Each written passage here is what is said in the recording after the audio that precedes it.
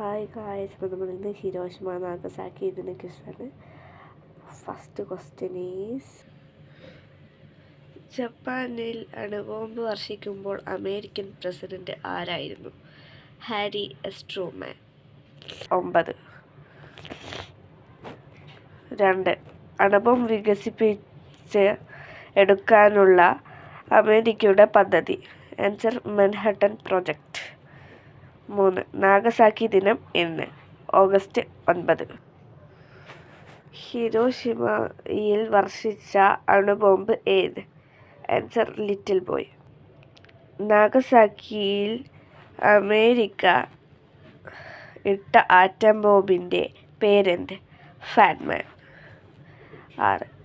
ഹിരോഷിമയിലെ അണുബോംബ് സ്ഫോടനം ഏത് വർഷമാണ് നടന്നത്?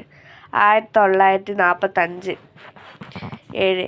ഹിരോഷിമ ദിനം 2025 പ്രധാന വിഷയം എന്താണ്? മാറ്റത്തിൻ്റെ കാലത്ത് സമാധാനം കെട്ടിപ്പടുക്കുക.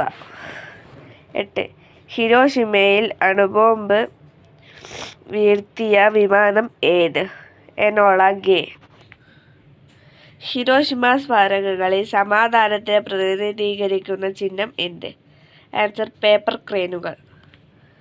10. സെക്കൻഡ് ജനറൽ ആർമി ഏത് രാജ്യത്തിൻ്റെ സൈന്യമായിരുന്നു? ജപ്പാൻ.